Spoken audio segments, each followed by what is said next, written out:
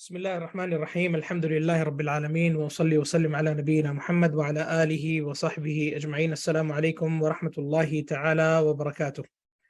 معزز سامعین، آپ سب کا میں استقبال کرتا ہوں منہج سلف کے بنیادی اصول اس سیریز کے چوتھے لیسن میں انشاءاللہ، جو کہ آج 10 دسمبر 2022 کو ہم اس درس کو پڑھنے اور سیکھنے کی سعادت حاصل کر رہے ہیں۔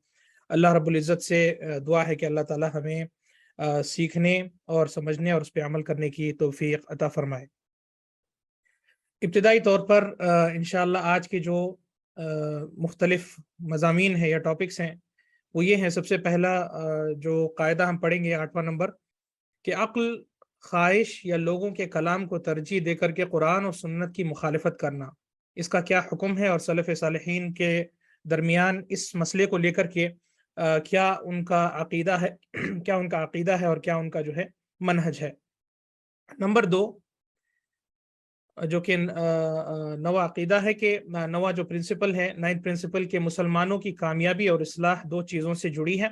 نمبر 1 علم نافع، نفع بخش علم، اور اس کے ساتھ ہی ساتھ عمل صالح کا ہونا، جو کہ نیک عمل ہو، جو کہ خالص اللہ کے لیے کیا گیا ہو اور اس علم کے مطابق ہو جو کہ نبی کریم صلی اللہ علیہ وسلم نے ہمیں سکھلایا ہو۔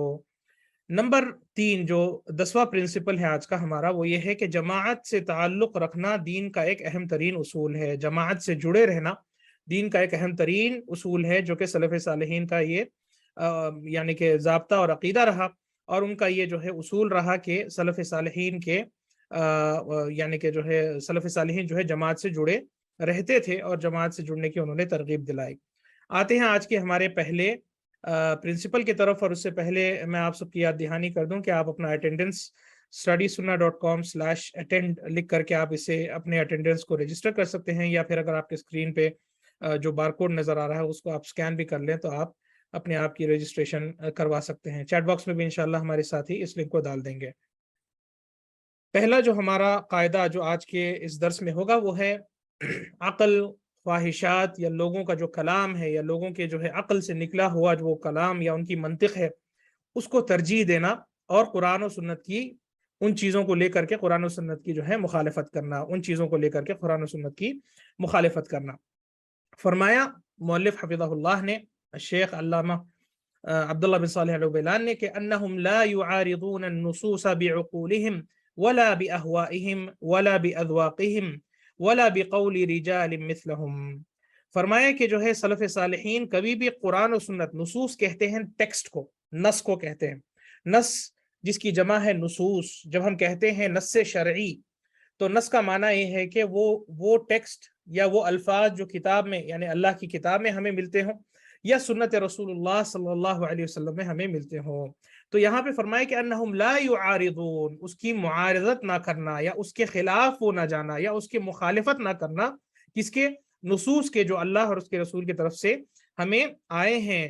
کس کے مقابل؟ بعقولہم، اپنے عقل کے مخالف جو ہے، یا اپنے عقل کے ضد، یعنی قرآن و سنت کو اپنے عقل سے ٹکرانا، اور عقل کو ترجیح دینا کس پر؟ قرآن و سنت پر۔ اسی طریقے سے ولا باہوائہم، نہ ہی ان کی خواہشات پر، یعنی اپنی خواہشات کو ترجیح نہ دیا کرتے تھے سلف صالحین، کس پر؟ قرآن و سنت پر۔ ولا باذواقہم، ذوق کہتے ہیں ٹیسٹ کو، جیسے ہم اردو میں کہتے ہیں کہ اس کھانے کا بڑا اچھا ذائقہ ہے، تو اپنے ٹیسٹ کے حساب سے قرآن و سنت کو سمجھنا، یہ کچھ لوگوں کا افسوس کے ساتھ آج بھی شیوا پایا جاتا ہے۔ تو سلف صالحین اپنے ذوق کے مطابق قرآن و سنت کو نہیں سمجھتے کہ ہمیں کس چیز میں ہمیں جو ہے ہمارے عقل یا ہمارے مزاج سے جو چیز مل رہی ہو اسے ہم قرآن و سنت میں سے لے لیں گے، اور جو ہمارے مزاج سے یا ہمارے ذوق سے ٹکراتی ہو اس چیز کو ہم رد کر دیں گے۔ یہ طریقہ سلف کا نہیں ہے۔ اسی طریقے سے ولا بقول رجال مثلہم، اور نہ ہی کسی ایک انسان کے قول کے لیے جو ہے قرآن و سنت کو ٹھکرا دینا، یہ سلف صالحین کا طریقہ نہیں ہے۔ یہ بہت ہی بہت اہم ترین اصول ہے، اور میں چاہتا ہوں کہ آپ لوگ خصوصاً آج کے درس میں جو اصول بتائے جا رہے ہیں اسے اچھی طریقے سے سمجھنے کی کوشش کریں، کیونکہ یہ بہت ہی بہت عمدہ اور بہت ہی بہت اہم اصول ہیں، اور یہ وہ اصول ہیں جس کی وجہ سے آج امت میں تفرقہ پایا جا رہا ہے، اور یہ وہ اصول ہے جس کی وجہ سے لوگ گمراہ ہو رہے ہیں، اور یہ وہ اصول ہے جس میں اگر ہم سدھر جائیں تو ہم اپنے آپ کو گمراہی سے اللہ کی مرضی اور اس کی رحمت کے بعد جو ہے اپنے آپ کو بچا سکتے ہیں۔ سب سے پہلی آیت جو مؤلف نے ذکر کی، فرمایا سورہ شورى کی آیت ہے فَلِذَلِكَ فَادْعُ وَاسْتَقِمْ كَمَا أُمِرْتَ وَلَا تَتَّبِعْ أَهْوَاءَهُمْ وَقُلْ آمَنْتُ بِمَا أَنزَلَ اللَّهُ مِنْ كِتَابٍ۔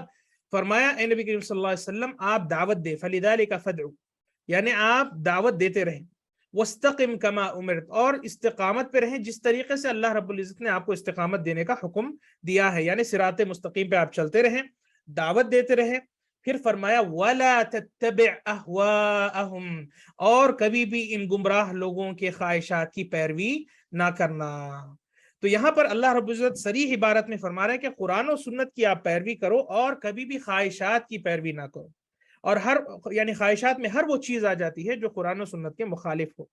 پھر فرمایا وَقُلْ آمَنْتُ بِمَا أَنزَلَ اللَّهُ مِنْ كِتَابٍ اور یہ اس بات کا اقرار کر دو اور کہہ دو اور لوگوں میں بیان کر دو کہ میں ایمان لاتا ہوں اس کتاب پر جسے اللہ رب العزت نے مجھ پر نازل کیا ہے۔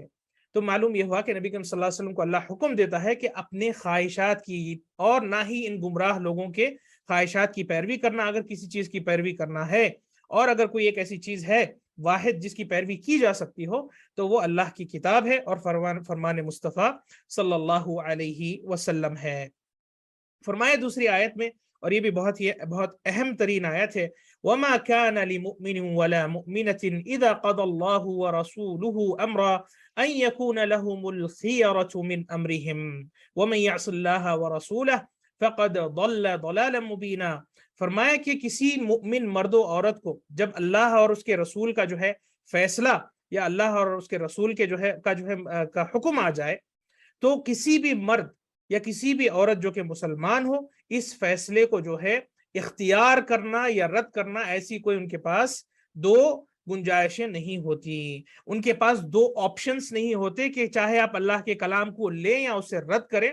آپ کو لا محالہ جو ہے اللہ کے کلام کو اور نبی کریم صلی اللہ علیہ وسلم کے فرمان کو قبول کرنا ہی کرنا ہے اگر آپ اپنی نجات چاہتے ہیں۔ تو ہاں یہ الگ بات ہے کہ اگر انسان گمراہ ہونا چاہتا ہے، اگر انسان اپنا آخرت میں جو ہے جہنم اپنا آخری ٹھکانہ بنانا چاہتا ہے تو اس کی مرضی ہے کہ وہ اللہ اور اس کے رسول کے کلام کو رد کر دے، لیکن جیسے کہ آیت کی ابتدا میں بتایا کہ مؤمنوں کے درمیان یہ چیز جو ہے پائی نہیں جا سکتی، چاہے وہ مرد ہو کہ عورت ہو، کہ اللہ اور اس کے رسول کا فیصلہ آ جائے اور ان کے پاس کوئی اختیار ہو، ان یکون لہم الخیرہ کہ ان کے ہاتھ میں کوئی اختیار پایا جاتا ہو کہ اگر وہ چاہے تو اللہ کی بات کو لے یا اگر چاہے تو اللہ کی بات کو ٹھکرائے۔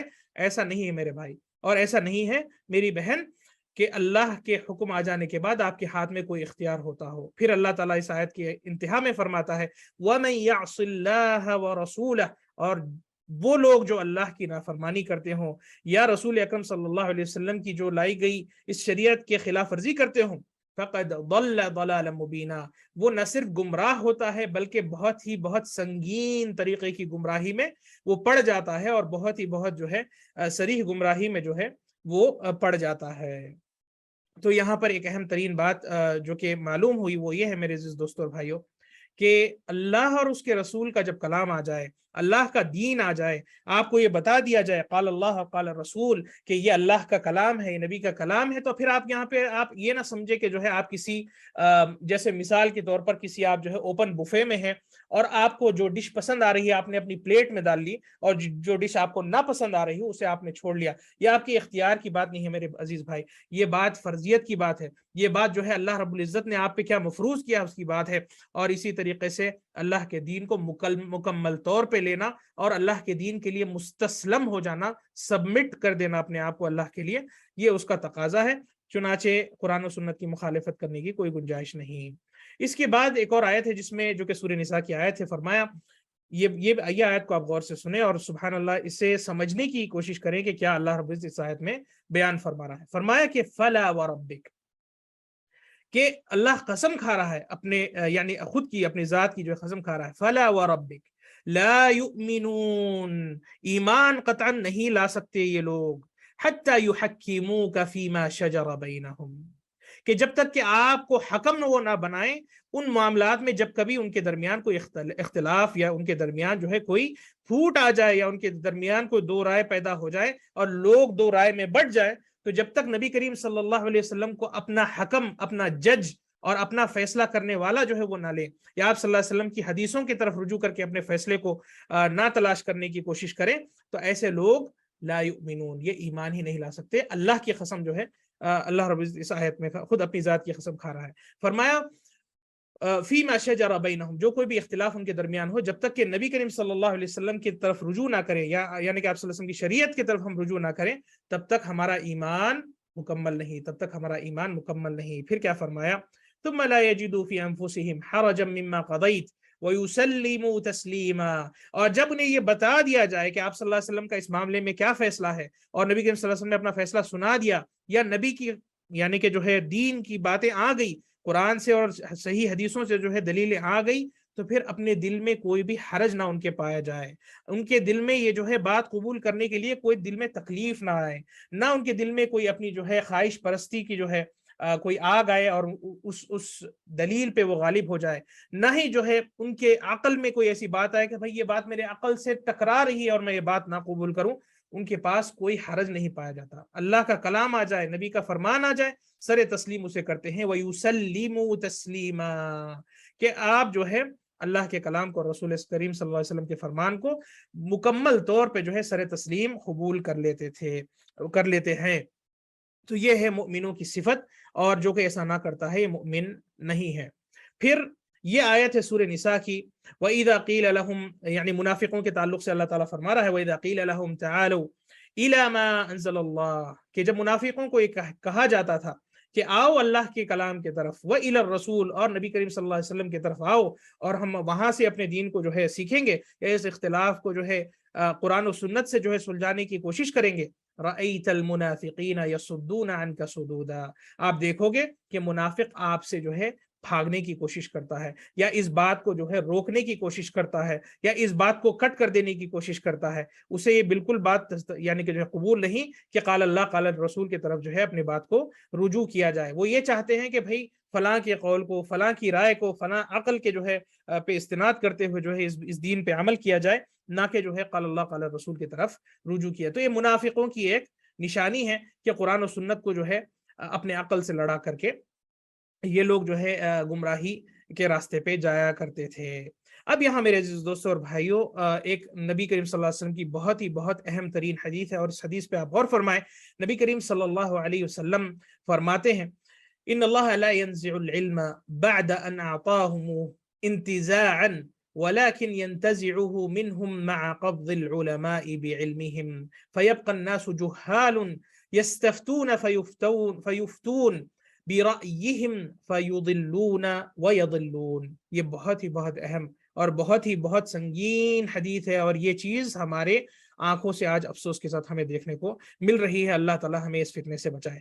فرمایا کہ اللہ رب العزت کی یہ سنت ہے، اللہ رب العزت کا یہ طریقہ اور یہ نظام ہے اور یہ فیصلہ ہے کہ اللہ تعالیٰ نے جس طریقے سے ہمیں علم دیا ہے، اسی طریقے سے قیامت کی جتنے ہم قریب جاتے جائیں گے، اس علم کو اللہ تعالیٰ اٹھا لے گا، اس علم کو اللہ تعالیٰ ہم سے چھین لے گا، اس علم سے ہمیں یعنی کہ انسانیت کو محروم کر دے گا، کیونکہ قیامت آنے کے لیے جو ہے یہ اللہ تعالیٰ کا فیصلہ ہے کہ علم کو جو ہے واپس اللہ کی طرف جو ہے اٹھا لیا جائے گا۔ لیکن اسے کیسے اٹھایا جائے گا؟ آپ صلی اللہ علیہ وسلم اس کی صفت بیان کر رہے ہیں۔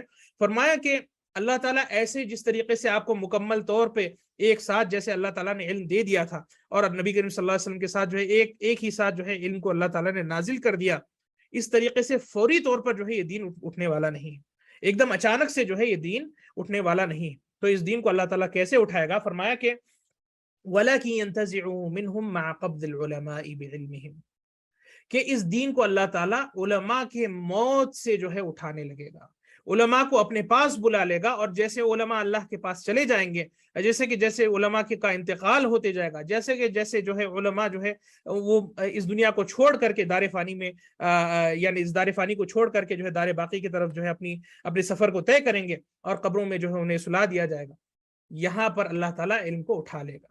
یعنی وہ لوگ جو حملت العلم ہے، جو علم کے حاملین ہیں، علم کو جو ہے جو اٹھائے رکھے ہیں اس دنیا میں، یہ لوگوں کو جب اللہ تعالیٰ اپنے پاس بلا لے گا تو سوچئے کہ کیا حال ہوگا اس دنیا کا۔ علم یہاں سے جو ہے مکمل طور پر یا آہستہ آہستہ جو ہے اٹھ کر کے ایک ایسا روز آ جائے گا، یا ایسے موڑ پہ لوگ آ کر کے کھڑے ہو جائیں گے کہ ان کے پاس علم نام کی کوئی چیز باقی نہیں رہے گی۔ فرمایا کہ فَيَبْقَى النَّاسُ جُهَّالًا، کون باقی رہ جائے گا؟ جب علم والے لوگ چلے جائیں گے تو نیچے کون باقی رہ گئے؟ جاہل طبقہ باقی رہ جائے گا، وہ طبقہ جو اس علم کا جو ہے عین تک نہیں جانتا، جو اس قرآن و سنت کو سمجھنے کی کوئی توفیق ان کے پاس نہیں ہوتی، اور نہ ہی جو ہے انہوں نے جو ہے کبھی علم کو سیکھنے میں اپنا وقت لگایا ہو، نہ اس کی کوئی اہمیت ان کے پاس پائی گئی ہو۔ تو ایسے جاہل قسم کے لوگ جو ہے باقی رہیں گے، لیکن اب انہیں دین پہ تو عمل کرنا ہے، تو کہاں سے وہ اپنا دین حاصل کریں گے؟ انہوں نے نہ کبھی دین سیکھا، نہ علماء کے مجلس میں وہ آنے کی دلچسپی رکھتے تھے، نہ انہوں نے جو ہے قرآن و سنت کو کبھی پڑھنے کی جو ہے کوئی کوشش کی، نہ اسے جو ہے کبھی اپنی زندگی میں اہمیت دیا۔ اگر ان کے پاس کوئی چیز اہم ہوتی تو فلاں نے جو ہے دنیا کمانے میں، زمینیں جو ہے خریدنے میں، گھر بنانے میں، اونچی سی اونچی ڈگریاں حاصل کرنے میں، اور اسی طریقے سے جو ہے لوگوں کے سامنے اپنے آپ کو جو ہے بڑا بتانے میں، اپنے مال سے فخر دکھانا، اپنی جائیداد سے، اپنی جو ہے دنیاوی علوم میں جو ہے ایک دوسرے سے لوگ مسابقت میں لگے ہوئے ہیں، لیکن آخرت کی ایسے لوگوں میں کوئی فکر نہیں پائی جاتی، اور یہ لوگ کتنے ہیں آپ اس کا اندازہ اپنے ارد گرد دیکھ کر کے لگا لے سکتے ہیں۔ تو ایسے لوگ جب جمع ہو جائیں گے، اور جب دین کی کوئی بات آئے گی تو پوچھنے کا مسئلہ آ جائے گا کہ بھائی فتویٰ ہمیں لینا ہے، تو فرمایا کہ یستفتون فیفتون برأیہم، کہ اپنے ہی جیسے جاہلوں سے وہ پوچھنے لگیں گے، جن میں جو ہے تھوڑی بہت صلاح کا مظاہرہ نظر آ جائے۔ وہ صالح لوگ نہیں رہیں گے، وہ نیک لوگ نہیں رہیں گے، لیکن تھوڑا بہت ان کے درمیان، وہ جاہلوں کے درمیان ایک جو ہے جیسے کہ ایک مشہور یعنی کہ جو ہے مقولہ ہے، اندھوں میں جو ہے کانا راجا ان کا ہوتا ہے، تو اسی طریقے سے جاہلوں کے درمیان جو کم جاہل، یا اگر جاہل بھی ہے تو اس کے پاس جاہل نہ ہونے کا مظاہرہ پایا جاتا ہے، یا ایسا وہ انسان ہوتا ہے جو اپنے آپ کو جو ہے علم رکھنے والا ہے، ایسا اپنے آپ کو جو ہے دکھاتا ہے۔ تو ایسے انسان کے پاس وہ جاتے ہیں، جبکہ حقیقتاً وہ عالم نہیں، نہ ہی وہ جو ہے علم کا حامل ہے، وہ جاہل، بلکہ ان میں سب سے زیادہ جاہل انسان وہ انسان ہوتا ہے جو علم سے جو ہے وابستہ ہونے کے باوجود اس علم کو صحیح طور پہ سمجھتا نہیں، اور لوگوں کو گمراہ کرنے کے لیے لا علمی پر جو ہے فتوے دیتا ہو۔ تو ایسے انسان کی طرف لوگ پلٹیں گے اور ان سے فتویٰ لیں گے، تو وہ خود بھی گمراہ ہوگا، خود بھی جہنم میں جائے گا، اور لوگوں کو اپنے ساتھ جو ہے سمیٹ کر کے جو ہے جہنم میں لے کے چلا جائے گا۔ اللہ المستعان۔ یہ سنا قرآن و سنت کی مخالفت کرنے کا جو ہے نتیجہ۔ تو دیکھیں کہ کتنی اس بات کی اہمیت ہے۔ آپ لوگ جو چنندہ اس درس میں بیٹھے ہیں، یا الحمدللہ جو علماء کرام دیگر دروس یا جو ہے یعنی قرآن و سنت کی تعلیم دینے میں اپنے آپ کو جو ہے اپنا وقت نکال کر کے وہ دیتے ہیں، آپ کو شاید اس بات کا اندازہ نہیں ہوتا کہ ایک عالم یا ایک طالب علم جو ہے کتنی جو ہے ان کی قربانیاں ہوتی ہیں، اس کے بعد جا کر کے وہ جو ہے آپ کے سامنے کھڑے ہو کر کے قرآن کو اور سنت کو سمجھانے اور سکھلانے کے جو ہے اس لائق وہ بنتے ہیں، اور اسی طریقے سے ان کے پاس وہ وقت نکل پاتا ہے جس کے ذریعے وہ سکھلاتے ہیں۔ لیکن اس کے باوجود اگر لوگ ایسے لوگوں سے استفادہ نہ کریں میرے عزیز دوستوں اور بھائیوں، تو وہ دن بعید نہیں جب ہم حسرت میں رہیں گے کہ اے کاش ہم نے جو ہے علماء سے علم حاصل کر لیا ہوتا۔ کل ہی کی ایک بات ہے میرے عزیز دوستوں اور بھائیوں، مسجد نبوی میں ایک عظیم محدث جو کہ شیخ عبد المحسن العباد حفظہ اللہ تعالی، اللہ ان کی عمر دراز کرے، انہوں نے اس بات کا فیصلہ لے لیا کہ وہ اپنے دروس کو بند کر رہے ہیں، وہ اپنے دروس کو جو ہے بند کر رہے ہیں، اور وہ محدث المدینہ ہے، مدینے کے جو ہے بہت بڑے حدیث کے علامہ ہیں، جو آج اس زمانے میں جو ہے بہت بڑی نعمت اور برکت کے طور پہ جو ہے لوگوں نے ان کا وجود ہے الحمدللہ، ان کے وجود سے جو ہے الحمدللہ کافی لوگوں نے فائدہ اٹھایا ہے اور علم سیکھا ہے، اور اللہ نے ہمیں بھی توفیق دی ہے کہ چند جو ہے ان کے مجالس میں بیٹھنے کا جو ہے اللہ نے ہمیں موقع دیا۔ کہنے کا مقصد یہ ہے کہ انہوں نے اپنا ایک درس بند کر لیا اس وجہ سے، کیونکہ وہ ان کی عمر جو ہے بہت ہو گئی ہے، ان کا آنا جانا جو ہے ان کے لیے دشوار گزر رہا تھا، جس کی وجہ سے انہوں نے اپنا درس جو ہے بند کر لیا۔ تو یہ ایک سلسلہ جو ہے، جو بڑے سلسلوں میں سے ایک سلسلہ ختم ہو گیا، اور اسی طریقے سے آہستہ آہستہ جیسے کہ آپ نے دیکھا کورونا کے زمانے میں کئی علماء کا انتقال ہوا، اور پچھلے ہی چند دنوں میں جو ہے 1 سے 2، 2 سے 3، 3 سے 4 جو ہے ہر مہینے 2-3 علماء کے انتقال کی خبر تو آتی ہی آتی ہے۔ اللہ المستعان۔ یہ ہمارے لیے بہت افسوس کا مقام ہے، یہ بہت جو ہے افسوس کا مقام ہے کہ علماء ہمیں چھوڑ کر کے جا رہے ہیں، اور ہمیں اس بات کی توفیق بھی نہیں کہ ہم ان کے زندگی میں اور ان کے وجود میں جو ہے ہم ان سے کچھ سیکھ لیں، اور جو ہے اپنے درمیان ان کے اس علم کے ذخیرے کو اپنے درمیان جو ہے یا آنے والی پیڑھیوں تک متنقل ہونے کے اس لائق بھی بن جائیں۔ اللہ تعالی ہمیں توفیق دے کہ جو ہے ہم اس یعنی کہ جو ہے غفلت سے جاگ اٹھیں، اس سے پہلے کہ ہم افسوس کے یعنی کہ جو ہے دلدل میں نہ پڑ جائیں۔ اسی طریقے سے میرے دوستوں اور بھائیوں آتے ہیں اپنے اس درس کی طرف۔ فرمایا قرآن و سنت کی مخالفت کے تعلق سے، جب انسان اپنے عقل کو ترجیح دیتا ہے، جب انسان اپنے عقل کو قرآن و سنت پر فوقیت دیتا ہے، تو علی رضی اللہ عنہ کا یہ مشہور و معروف جو ہے قول ہے۔ کیا فرمایا علی رضی اللہ عنہ نے؟ فرمایا کہ لو كان الدين بالرأي لكان اسفل الخف اولى بالمسح من اعلاه वक़द रअयतु रसूलल्लाह सल्लल्लाहु अलैहि वसल्लम यमसहु अला ज़ाहिरि खुफ़ैहि। फरमाया कि अगर ये दीन राय पर मबनी होता, अगर ये दीन लॉजिक पर मबनी होता, अगर ये दीन अकल पर मबनी होता, तो जो मसहु अलल खुफ़ैन यानी कि जो है मोज़ों पर मसह करने का जो हुक्म है, या फिर सॉक्स पर जो मसह करने का हुक्म दिया गया है, उसे सॉक्स या मोजे के निचले हिस्से से जो है मसह करने का हुक्म दिया जाता, ना कि ऊपर के हिस्से से जो है मसह करने का हुक्म दिया गया है। तो मालूम ये हुआ कि ये दीन राय से नहीं है, ये तअब्बुदी दीन है, अल्लाह की इबादत हमें करना है। अब अगर आप अकल से टटोलने की कोशिश करेंगे तो गंदगी कहाँ लगती है भाई? गंदगी जो है आपके पैर के निचले हिस्से, आपके तलवों पर जो है गंदगी लगती है, तो वहां पर मसह करना जो है ज्यादा औला है अगर आप अकल के तनाजुर या पस मंजर से देखेंगे। लेकिन ये दीन अकल का नहीं है, ये दीन तअब्बुदी दीन है। अल्लाह ने अगर कोई हमें हुक्म दिया, चाहे वो हमारे अकल में दाखिल होने से जो है दाखिल हो ही नहीं सकती, या वो अकल से टकरा रही हो, लेकिन इसके बावजूद एक सच्चा मुमिन और मुसलमान क्या करेगा? आमन्ना व सद्दक़ना कहेगा, उस इबादत को बजा लाएगा बगैर ये कहे हुए कि ये अकल से मेरी टकरा रही है। ये कौन सी बात हुई भाई? ये कौन सा लॉजिक हुआ? ये कौन सा तरीका है? ऐसे जो है हम बिल्कुल भी नहीं कह सकते।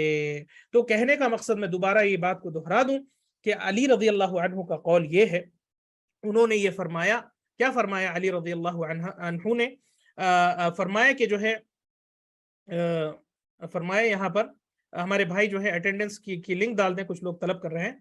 फरमाया कि जो है अगर दीन राय पर मबनी होता, अगर दीन लॉजिक पर मबनी होता, अगर दीन अकल के मुताबिक जो है लोग लेकर के चलते, तो सॉक्स के नीचे हिस्से में मसह करना जो है ज्यादा बेहतर होता, ना कि जो है आपके मोजे या सॉक्स या खुफ के जो है ऊपर के हिस्से में जो है इंसान जैसे मसह करता है। तो इसे मालूम हुआ कि हमारा दीन राय का दीन नहीं, बल्कि अल्लाह के अहकाम को सर तस्लीम करना और अल्लाह के अहकाम को बिना यानी कि जो है कोई यानी कोई किसी मुआरजे के या किसी हुज्जत किए हुए जो है इंसान अपने दीन को जो है कबूल कर ले, अल्लाह के दीन को कबूल कर ले और उस पर अमल करने के लिए जो है वो डटा रहे। अब यहाँ पर एक बहुत ही अहम तरीन बात जो है आपकी खिदमत में मैं रख रहा हूँ। ये अल्लामा इब्नुल क़य्यिम रहमहुल्लाह ताला के सुनहरे अल्फाज हैं, जो उन्होंने जो है अपनी किताब सवाइक़ुल मुरसला में जो है क़ैद किए हैं, और ये बहुत अहम तरीन नुकात यहाँ पे उन्होंने बयान किए हैं।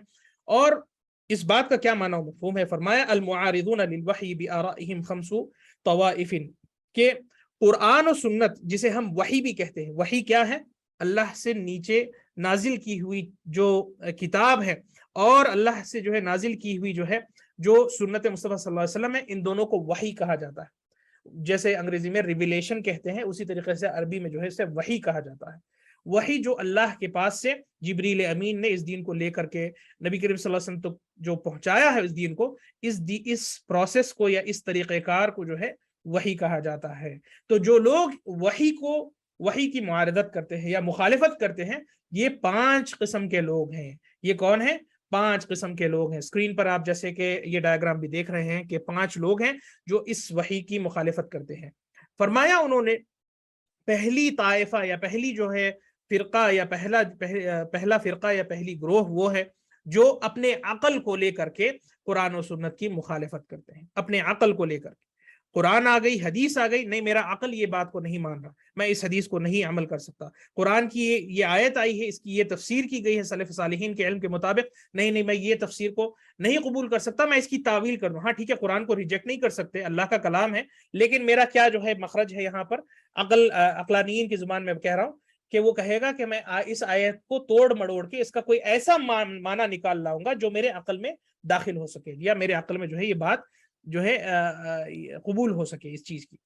तो अकल को लेकर के लोग मुआरदत करने लगते हैं, अकल को हुज्जत बना करके कुरान की मुखालिफत करते हैं। नंबर 2, राय और कियास को लेकर के। राय यानी कि जो है अपनी जाती राय लेना, या कियास जैसे कि आप जानते हैं फिक़ह के बाब में यानी कि जो है लोग दलील से भी, कुरान और सुन्नत से दलील लेते हैं, लेकिन कुरान और सुन्नत की अगर दलील वाज़ेह सरी किसी मसले में ना हो तो कियास करते हैं, उससे जो है कंपेयर करके एक हुक्म निकालने की कोशिश करते हैं, और ये एक मशहूर मारूफ जो है इस्तिलाह है। लेकिन अगर कुरान और सुन्नत सरीह तौर पे एक बात कह रही है और लोग कियास की तरफ जा रहे हैं या अपने अइम्मा किराम की राय की तरफ जा रहे हैं, तो ये लोग भी जो है कुरान और सुन्नत की मुखालिफीन है, और ये भी लोग हमारे पास موجود ہیں अनगिनत जो है, जो कुरान सामने आ जाती हो, हदीस सामने आ जाती हो, नहीं हमारे इमाम की राय हमें चाहिए, नहीं हमें जो है इमाम ने जो क़ियास किया है उसे हम तरजीह देंगे, कुरान और सुन्नत के सही अल्फाज को हम कबूल नहीं करेंगे। तो ये भी एक जो है आपको देखने को जो है पाई जाती है ग्रोह। नंबर 3 जो कहती है कि हम हकीकत जान चुके हैं, हमें शरीयत की जरूरत नहीं।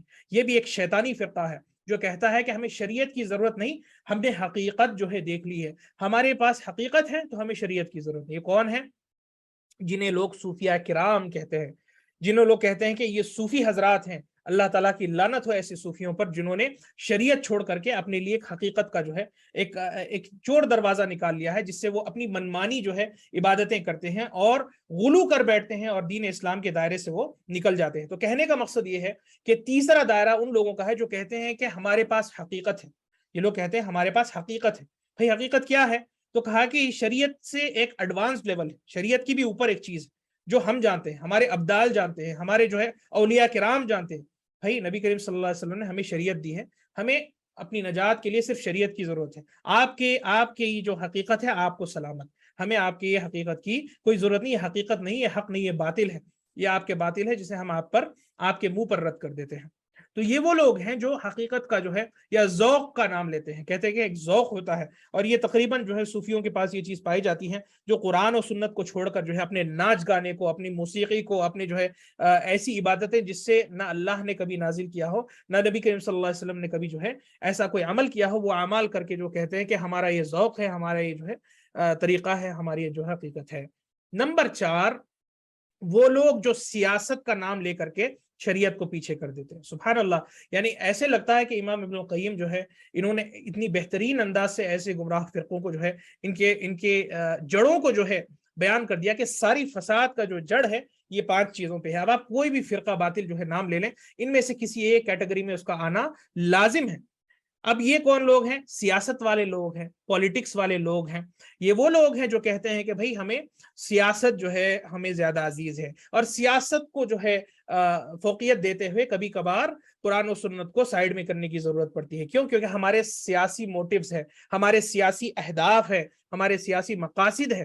तो ये वो लोग हैं जो कहते हैं, फरमाया कि सियासत के लिए जो है कुरान और सुन्नत को पीछे कर देते हैं। और 5वां जो फिरका या ग्रोह है वो है बातिनी तावील करने वाला फिरका।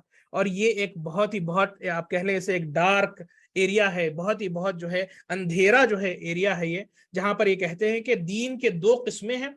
एक जाहिर है जो तुम ये बेचारे मुसलमान जो मस्जिदों में जा करके नमाज पढ़ते हो, ये जाहिरी दीन जो मोहम्मद सल्लल्लाहु अलैहि वसल्लम ने लाया है उस पर तुम अमल करते हो। लेकिन एक दीन का एक और पहलू है जिसे हम बातिनी दीन कहते हैं।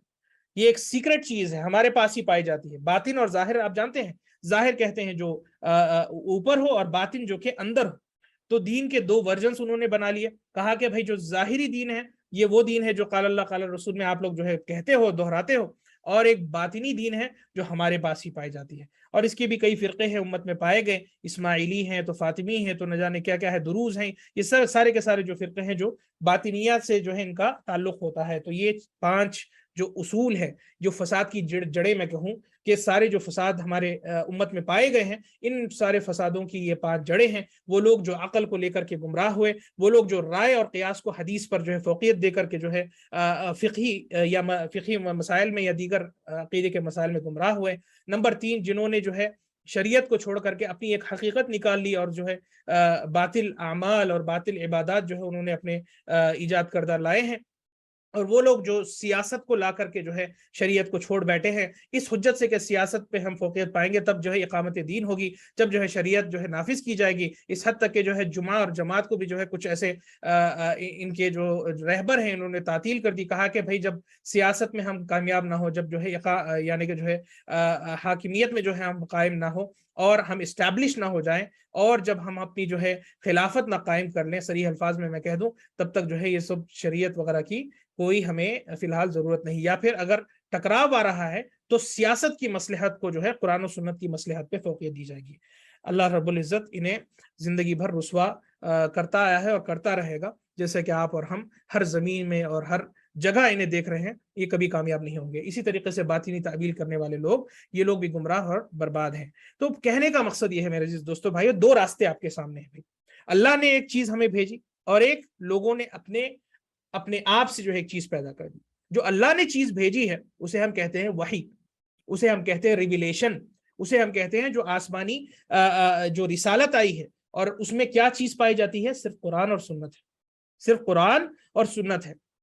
جو لوگوں نے اپنے خواہشوں سے اپنے اپنے راستے بنا لیے اسے کہتے ہیں ہوا۔ یہ عربی لفظ ہے ہوا، جسے خواہشات پرستی ہوا، یعنی کہ جیسے یعنی کہ ہمارے اردو میں جو ہوا لفظ استعمال ہوتا ہے وہ ہوا یعنی کہ ونڈ کو بولتے ہیں ہم، جو ہوا گزرتی ہے، لیکن یہ الگ ہوا ہے۔ عربی کا جو لفظ ہے اس میں غور آپ اسے سمجھ لیں کہ ہوا کہتے ہیں ہمارے نفس سے نکلی ہوئی کوئی چیز، ہمارے خواہشات سے پیدا ہوئی وہ چیز، اسے ہم کہتے ہیں ہوا۔ تو آپ کس راستے کو اپنانا چاہتے ہیں؟ کیا آپ وحی کے راستے کو اپنا چاہ رہے ہیں یا آپ ہوا کے راستے کو اپنانا چاہ رہے ہیں؟ یہ آپ چن لیں۔ اور یہ آیت سورہ نجم کی نہ بھولیں، آپ صلی اللہ علیہ وسلم کے تعلق سے اللہ تعالیٰ نے فرمایا وَمَا يَنطِقُ عَنِ الْهَوَىٰ إِنْ هُوَ إِلَّا وَحْيٌ يُوحَىٰ۔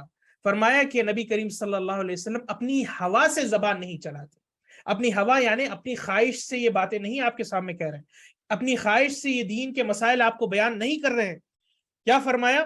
ان ہوا الا وحی یوحا، فرمایا کہ وہ اپنی زبان تب تک ہلاتے نہیں جب تک کہ آسمان سے اللہ تعالیٰ کا فرمان اور اللہ کا حکم اور اللہ کی طرف سے علم نہ بھیج دیا جائے۔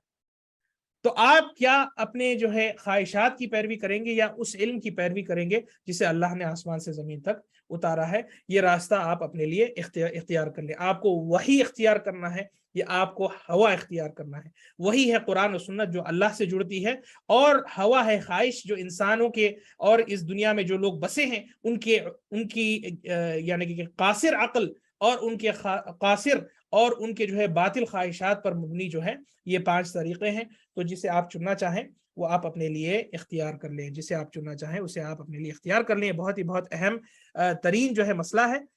یہ جو آیت ہے یہ سورہ نجم کی آیت ہے، سورہ نجم آپ قرآن میں اٹھا کر کے دیکھ لیں، آیت نمبر 3 اور 4، یہ آیت آپ اسے حاصل کر لیں گے۔ اسی طریقے سے میں چاہتا ہوں کہ اس سلائیڈ سے میں آگے نہ بڑھوں جب تک کہ یہ سارے مسائل آپ کے لیے کلیئر نہ ہو جائے۔ اگر کوئی سوال ہو تو میں بھی رکا ہوں تاکہ آپ صحیح طور پہ سمجھ جائیں۔ کوئی بھی سوال ہو آپ تو آپ چیٹ باکس میں کر سکتے ہیں۔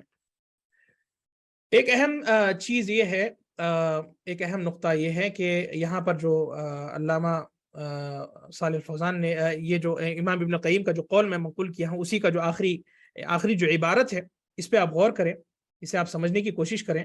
بہت پیاری بات انہوں نے یہاں پر بیان کی ہے۔ وہ بات کیا ہے؟ وہ بات یہ ہے میرے دوستوں اور بھائیوں کہ فَبَاطِلُ هَؤُلَاءِ كُلُّهُمْ لَا ضَابِطَ لَهُ۔ یہ بہت اہم ترین نقطہ ہے، اسے آپ سمجھ لیں جو ہے بہت آپ کو حق و باطل میں فرق کرنے میں آسانی ہو جائے گی۔ فرمایا کہ یہ جو باطل طریقہ ہے، یہ جو ہوا کا جو راستہ ہے، لا ضابط لہ، اس کا کوئی ضابطہ ہی نہیں ہے، اس کا کوئی ضابطہ ہی نہیں ہے۔ ضابطہ نہیں کا کیا مطلب؟ ضابطہ کا مطلب یہ ہے کہ کسی چیز کو سمجھنا ہو تو 1+1 2، یہ اس کا طریقہ ہے، یہ ایک اس کی جو ہے لاجک ہے، یہ اس کا جو ہے نظام ہے۔ لیکن یہ جو باطل راستے ہیں اس کا کوئی نظام نہیں، نہ اس کا کوئی سر ہے نہ اس کا کوئی پیر ہے۔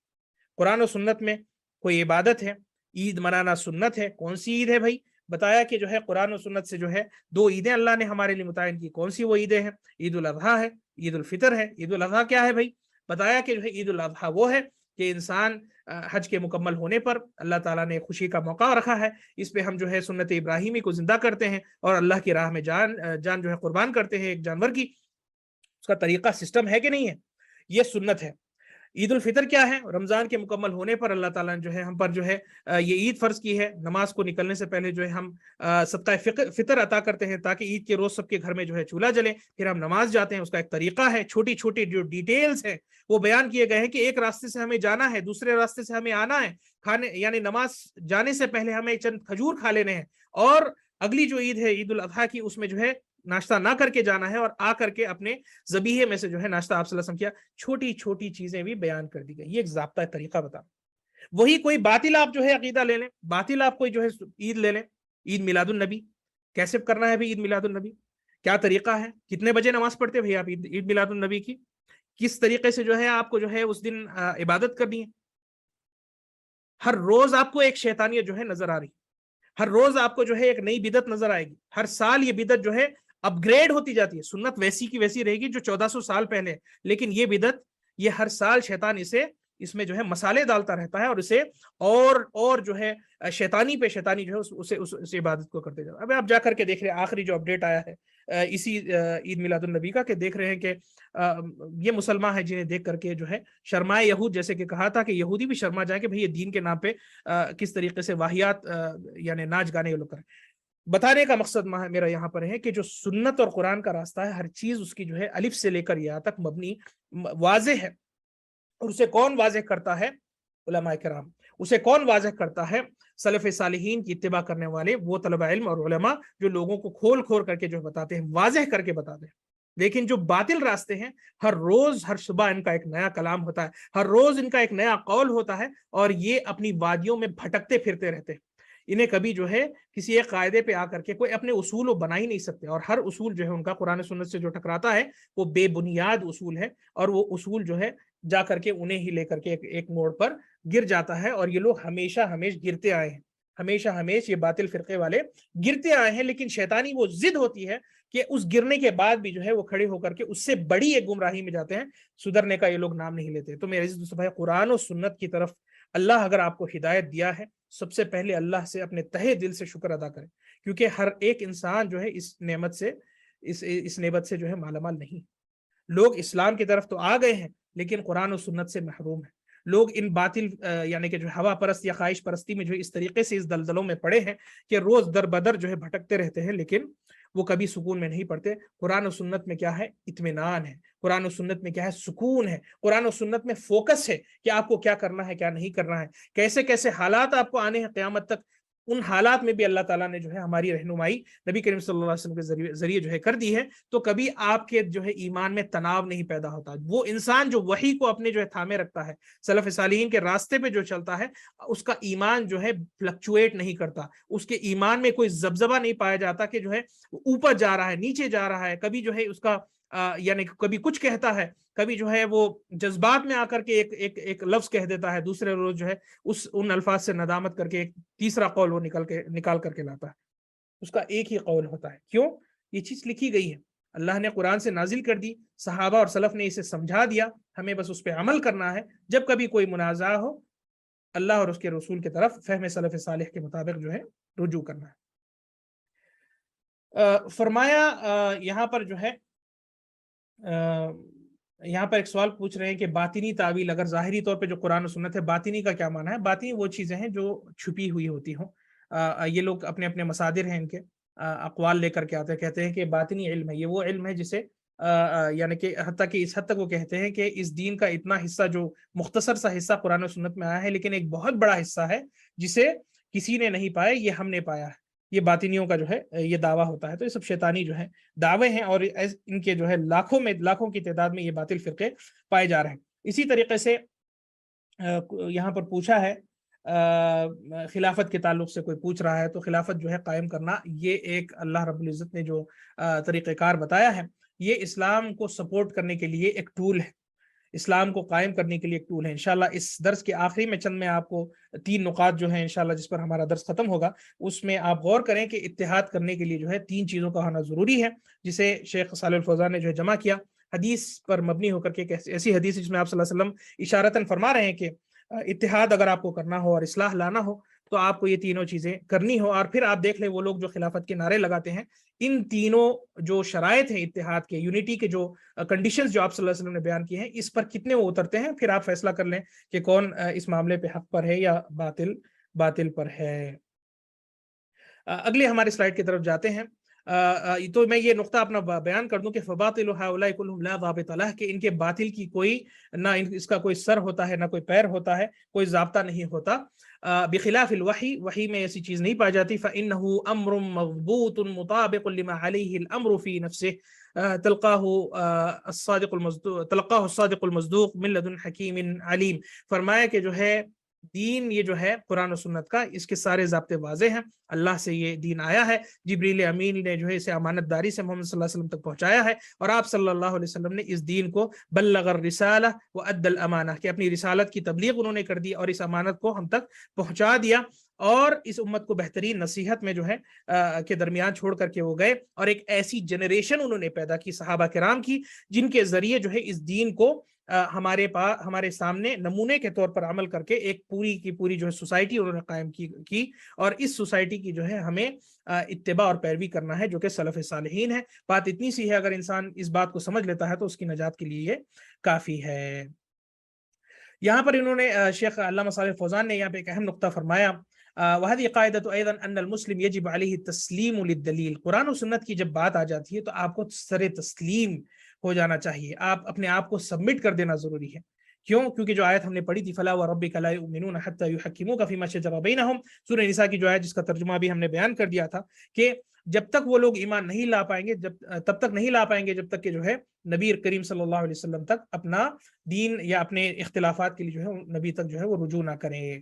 تو فرمایا کہ یہاں پہ ایک اہم نقطہ انہوں نے بیان کیا، التسلیم والانقیاد لما قال اللہ وقال الرسول امر واجب وهو مقتضى الایمان، کہ ایمان کے تقاضوں میں سے یہ ہے کہ آپ تسلیم کر لیں، آپ سبمٹ ہو جائیں، آپ اپنے آپ کو باندھ لیں، انقیاد کر لیں اللہ کے کلام اور اس کے رسول کے کلام سے۔ اب چاہے وہ آپ کو سمجھ آئے یا نہ سمجھ آئے، یہ آپ کا مسئلہ ہے، لیکن جس رب نے ہمیں پیدا کیا ہے اس رب نے اس دین کو بنایا ہے، اور وہ جانتا ہے بہتر کہ کیا دین ہمارے لیے، کیا طریقہ کار بہتر ہے، تو اس دین کو ہم جو ہے سر تسلیم کریں گے۔ فرمایا الاسلام معنی وہذا معنی الاسلام، کہ یہی اسلام کا معنی ہے۔ کیا ہے؟ یہاں غور فرمائیں، الاسلام معنی، اسلام کا معنی ہے الاستسلام للہ بالتوحید، کہ اسلام کا معنی ہے اللہ کے لیے اپنے آپ کو جو ہے اپنے آپ کو مستسلم کر دینا، اپنے آپ کو جھکا لینا، اپنے آپ کو سبمٹ کرنا۔ اسلام کا معنی سبمیشن ہے، اسلام کا معنی کیا ہے؟ سبمیشن ہے، اپنے آپ کو سبمٹ کر لینا، نہ کہ اسلام comes from the root word سلام which is peace۔ یہ باطل جو عقیدہ لوگوں نے پھیلائے رکھا ہے، ان باطل عقیدوں کو جو ہے ہٹائیں، اور صحیح جو معنی مفہوم ہے جو سلف صالحین نے سمجھایا وہ یہ ہے کہ الاسلام معنی الاستسلام، اسلام کا معنی ہے سبمیشن، اسلام کا معنی ہے اپنے آپ کو بچھا دینا اور اللہ کی توحید کے لیے جو ہے اپنے آپ کو یعنی خاضع کر دینا اور مستسلم ہو جانا۔ پھر فرمایا والانقیاد لہ بالطاعہ، کہ اللہ کی اطاعت میں اپنے آپ کو باندھ لینا، اپنے آپ کو جو ہے لازم کر لینا، کہ اللہ کی اطاعت میں آپ ایک تو آپ نے توحید کو جو ہے قبول کر لیا، استسلام کر لیا، پھر اللہ کی عبادت میں اپنے آپ کو جو ہے اپنا انقیاد آپ نے کر لیا، یا اپنے آپ کو جو ہے اللہ کی عبادت میں ڈھال دیا، اپنی زندگی ساری اللہ کے لیے آپ نے گزار لی۔ والخلوص من الشرک واہلہ، اور اسلام کا تیسرا معنی یہ ہے، یا تیسرا جو ہے پہلو یہ ہے کہ اپنے آپ کو شرک اور اس کے لوگوں سے خالص کر لیا، پاک و صاف کر لیا اور ان سے دور ہو گئے۔ تو استسلام اللہ کے لیے مستسلم ہو جانا، سبمٹ اپنے آپ کو کرنا، to submit the will to the will of God, جو اس کا اصل میننگ ہے یہ ہے کہ اپنے خواہش کو اللہ کے حکم کے تحت جو ہے اسے مستسلم کر دینا۔ والانقیاد لہ بالطاعہ، کہ اللہ کے لیے جو ہے اطاعت کرنا، اور اللہ کی اطاعت کرنا، اور اللہ کی اطاعت میں اپنی ساری زندگی گزار دینا، اور شرک اور اہل شرک سے اپنے آپ کو دور کر لینا، یہ اسلام ہے، یہی اسلام ہے۔ صلح حدیبیہ کا جو ہے شیخ صالح فوزان نے مثال لائی، جو واقعہ ہوا تھا، جنہوں نے جو ہے نبی کریم صلی اللہ علیہ وسلم کی سنت اور ان کی سیرت پڑھی ہو، وہ یہ جانتے ہیں کہ صلح حدیبیہ جب آئی تھی تو ظاہری طور پر یہ لگ رہا تھا کہ کافروں سے ہم صلح کر رہے ہیں، ان کے ساتھ ایک پیس ٹریٹی ہم کر رہے ہیں، اور اس میں یہ محسوس ہو رہا تھا کہ مسلمانوں کی اس میں شکست ہے، اس میں رسوائی ہو رہی ہے، مسلمان دب جا رہے ہیں، اور کفار جو ہے ان کو علو حاصل ہو رہا ہے۔ یہ اس حد تک جو ہے صحابہ کو ناگوار گزرا کہ عمر بن خطاب رضی اللہ عنہ نے ان کو بہت ہی برا لگا یہ، اور انہوں نے فرمایا کہ جو ہے یہ چیز بالکل بھی نہیں ہونا چاہیے، جبکہ نبی کریم صلی اللہ علیہ وسلم نے یہ فیصلہ سنا دیا تھا۔ لیکن بعد اس کے کہ اللہ رب العزت نے صلح حدیبیہ سے کتنے خیر کے دروازے کھولے، اور کتنے جو ہے مسلمانوں کو جو ہے کتنے فائدے اس صلح سے ہوئے، تو وہ دیکھ کر کے اپنی آخری زندگی میں انہوں نے بیان کیا تھا کہ اے کاش میں وہاں پر یہ بات نہ کہی ہوتی، اور انہوں نے جو ہے اپنی اصلاح فرما لی۔ کیوں؟ کیونکہ وہ جانتے نہیں تھے کہ کس چیز میں خیر ہے، اسی چیز میں خیر ہو سکتی ہے جو اللہ نے فیصلہ سنا دیا ہو، یا آپ صلی اللہ علیہ وسلم نے فیصلہ سنا دیا ہو۔ تو یہ کوئی بری بات ان سے نہیں ہوئی ہے، یہ وہ جذبے میں آ گئے تھے، اور وہ ایک ایسا موقع اور ایسا محل تھا کہ وہ نہیں چاہتے تھے کسی بھی قسم سے صلح کرے کفار کے ساتھ، لیکن اس کے باوجود اللہ رب العزت نے حکم دیا، اور نبی کریم صلی اللہ علیہ وسلم نے اس حکم کو نافذ کرتے ہوئے کافروں کے ساتھ صلح کر دی، اور اس میں کئی ایسے جو ہے اتفاقیات یعنی کہ ایگریمنٹ ہوئے کہ جو ہے یعنی کہ جو ہجرت کرنا چاہتا اسے اجازت دی جائے گی، وغیرہ وغیرہ۔ تو اس کا آخری آؤٹ کم کیا نکلا، اس کا نتیجہ کیا نکلا؟ انا فتحنا لک فتحا مبینا، اللہ تعالیٰ نے اس صلح کے بعد ہی جو ہے فتح مکہ کے اس عظیم نعمت کو نوازا۔ ممکن ہے کہ اللہ کے علم میں یہ ہو کہ صلح اگر وہاں نہیں ہوتی تو ممکن ہے کہ وہ فتح مکہ کے لیے جو ہے تمہید نہ ہو پاتی، لیکن اللہ تعالیٰ نے اس صلح کو جو ہے ایک دروازہ رکھا اور اس صلح کے ذریعے جنگ کو روک دیا کفار اور مسلمان کے درمیان، اور پھر آگے جا کر کے مکہ سارا کا سارا اللہ نے فتح کر دیا، اور اسلام جو ہے اسلام کا پرچم مکہ میں جو ہے لہرانے لگا، اور کافروں کی جو ہے کافروں کی شکست اور وہاں پہ رسوائی ہو گئی۔ تو یہاں مختصر طور پر یہ بتا دوں، شیخ صالح فوزان فرما رہے ہیں اذا صحت النصوص یجب التسلیم لها، کہ جب کبھی کوئی دلیل آپ کے سامنے صحیح طور پر آ جائے، صحیح حدیث آپ کے سامنے آ جائے، تو آپ اسے قبول کر لیں، اس کے لیے اسے استسلام کر لیں۔ لو کانت تخالف العقل، کہ آپ کے عقل سے چاہے وہ ٹکراتی ہو، آپ کے فکر سے چاہے وہ ٹکراتی ہو، لیکن اللہ رب العزت کا جو یہ دین ہے یہ معصوم ہے کسی بھی خطا سے۔ پھر انہوں نے یہاں پہ عقل کی کچھ صفتیں بتائی، اما الفکر والعقل فهو قاصر ومحل نقص، کہ ہماری عقل اور ہماری فکر اتنی ناقص ہیں اور اتنی قاصر ہیں کہ آج ہم کچھ کہتے ہیں، وَكَم مِّن إِنسَانٍ يَرَى الْيَوْمَ رَأْيًا، کہ آج ایک جو ہے وہ قول کہتا ہے، انسان ایک کوئی بات کہتا ہے، وَيَرَى أَنَّهُ هُوَ الصَّوَابُ، اور یہ کہتا ہے کہ میں حق پر ہوں، میری بات غلط نہیں ہے۔ پھر دوسرے دن کیا ہوتا ہے، یا کچھ ہی گھنٹوں کے بعد کیا ہوتا ہے، اس کے دماغ میں ایک نئی بات آتی ہے، پھر اسے احساس ہوتا ہے کہ بھائی میں جو کہہ رہا تھا وہ غلط ہے۔ فرمایا کہ یرا انہ خطا و یرا ان رائہ الاول خطا، کہ پہلی بات میں جو کہہ رہا تھا غلط ہے، دوسری بات میری صحیح ہے۔ ہماری عقل منٹیں نہیں لگتی، یعنی لمحوں میں جو ہے ہم اپنی رائے بدل دیتے ہیں، یہ ہماری عقل قاصر کی جو ہے حقیقت۔ جیسے جیسے دلیلیں آتی رہتی ہے ویسے جو ہے جج کورٹ میں اپنا فیصلہ سناتے رہتا ہے، تو ہر چیز جیسے ظاہر ہوتی ہے زندگی میں اپنے، ویسا انسان جو ہے اپنا عقل چلانے لگتا ہے۔ تو اللہ رب العزت کے دین کو کبھی عقل سے ٹٹولنے یا اس پہ عقل کے ترازو میں جو ہے اسے وزن کرنے کی کوشش نہ کرو۔ کیوں؟ اللہ تعالیٰ نے قرآن میں فرمایا لا یأتیہ الباطل من بین یدیہ ولا من خلفہ تنزیل من حکیم حمید، کہ سورہ فصلت کی آیت ہے کہ یہ باطل کبھی اللہ کے دین کو کبھی آ کر کے نہیں لگ سکتا۔ اللہ کا دین پاک ہے، پاکیزہ ہے، منزہ ہے، اور ایک دم پوتر اور ایک دم پیور ہے۔ ہمارے عقل قاصر جو ہے یہ دن بدن جو ہے اپنے رخ بدلتی ہے، تو یہ عقل کو کبھی بھی سنت سے کبھی بھی جو ہے اس کی مخالفت نہیں کروانا ہے۔ دوسرا جو قاعدہ ہے، جو اہم ترین قاعدہ ہمارے سامنے ہے، وہ یہ ہے ان ظہور المسلمین و صلاح احوالہم مربوط بامرین، کہ مسلمانوں کی کامیابی اور ان کی اصلاح دو چیزوں سے جڑی ہے، اور یہ بہت یہ لباب ہے دین کا، علم نافع اور عمل صالح۔ بھائی اس دین کو سیکھو، یہ نفع بخش علم کو سیکھو اور نیک عمل کرتے رہو۔ اس دین کو سیکھتے رہو اور سیکھ کر کے جما کے نہ رکھو اس دین کو، اس پر عمل کرتے رہو۔ یہی آپ سے جو ہے دین چاہ رہا ہے، یہی اللہ رب العزت اس دین کا مقصد اور اس شریعت کا مقصد یہ ہے کہ علم نافع حاصل کرو، نفع بخش علم کو سیکھو، اس دین کو سیکھو اور اس دین کو عمل میں لاؤ، عمل صالح کرو، اور یہ عمل صالح آپ کے آخرت کے جو ہے اکاؤنٹ میں محفوظ ہوتا جائے گا اور آپ کی آخرت سنورتی جائے گی۔ فرمایا اللہ رب العزت نے هو الذی ارسل رسولہ بالہدی ودین الحق، کہ اللہ تعالیٰ نے اپنے رسول کو ہدایت اور دین حق کے ساتھ بھیجا۔ تو اس کی تفسیر میں سلف صالح نے فرمایا کہ الہدا کیا ہے؟ یہ علم نافع ہے، یہ نفع بخش علم ہے، ودین الحق یہ ہے عمل صالح، نیک عمل ہے جسے اللہ رب العزت نے ہم سے مطالبہ کیا ہے کہ ہم اس دین پر عمل کریں۔ تو یہ جو آیت ہے اس میں اللہ رب العزت فرما رہا ہے هو الذی ارسل رسولہ بالہدی ودین الحق لیظہرہ علی الدین کلہ ولو کرہ المشرکون، کہ چاہے مشرکوں کو یہ چیز ناگوار گزرے، ہمیں ان سے کوئی لینا دینا نہیں ہے، ہم اللہ رب العزت کے ذریعے جو بھیجا گیا جو ہدایت کا راستہ ہے اور دین حق ہے، اس پہ ہم عمل کریں تاکہ یہ دین مکمل طور پر لوگوں کے لیے ظاہر ہو جائے اور غالب ہو جائے، اور دین اسلام کی مینیفیسٹیشن ہو جائے، اور لوگ جو ہے اسے دیکھیں اور جان لے کہ بھئی اللہ کا دین ہے، جسے آنا ہے وہ آ سکے، اور جسے نہیں آنا ہے، جسے اپنی آخرت برباد کرنی ہو، وہ اس دین کو چھوڑ کر کے جا سکتا ہے۔ اسی طریقے سے فرمایا کہ علم حاصل کرنے کے تعلق سے اللہ تعالیٰ نے فرمایا وما كان المؤمنون لينفروا كافة، کہ سارے کے سارے مسلمان بیک وقت جا کر کے جو ہے اس دین کو سیکھنے یا ایمان کا علم حاصل کرنے، سب کے سب ایک ساتھ تو اکٹھا ہونا یہ مشکل ہے، زندگی کے بھی اپنے تقاضے ہیں اور اپنے حاجتیں ہیں جو دیکھنے کی ضرورت ہے۔ تو اللہ تعالیٰ یہاں کیا فرما رہا ہے؟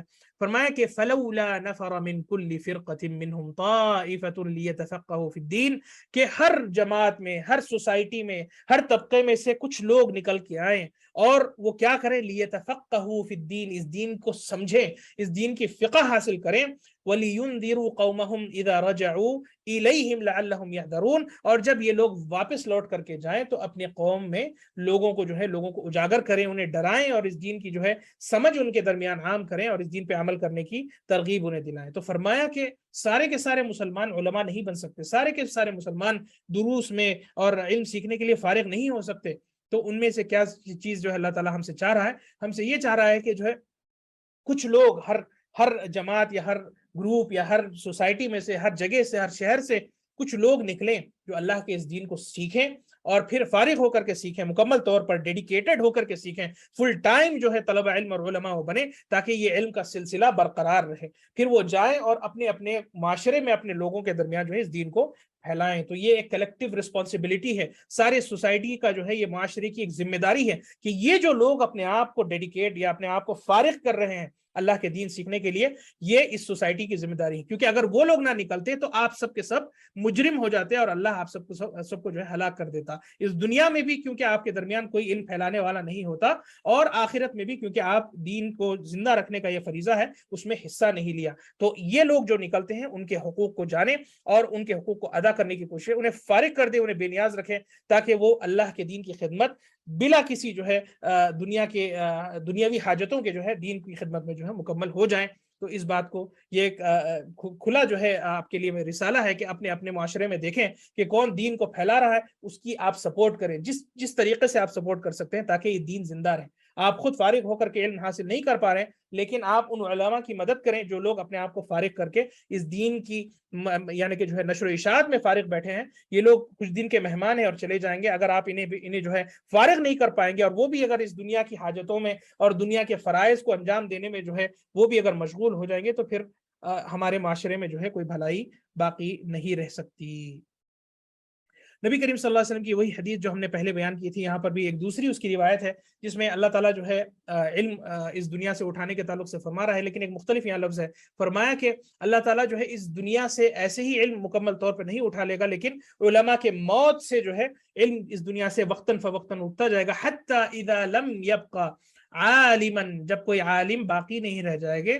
तो फरमाया कि इत्तखज़न नासु रुऊसन जुहाला, कि अपने जो रहबर हैं वो लोग जो है अपने रहबरों, किसको अपना रहबर बनाएंगे? जब कोई आलिम मौजूद नहीं तो जाहिलों को रुऊस बना लेंगे, रईस बना लेंगे, अपने लीडर्स बना लेंगे, अपने स्कॉलर्स बना लेंगे और अपने जो है रहबर बना लेंगे।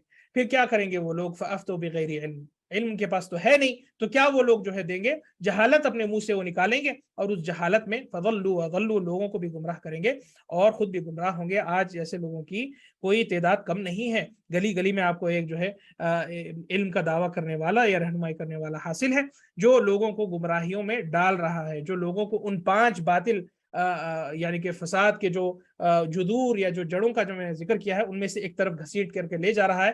कुरान और सुन्नत को सिर्फ वाहिद वो शख्स जो है दावत दे सकता है जिसने इस दीन का सही इल्म हासिल किया हो।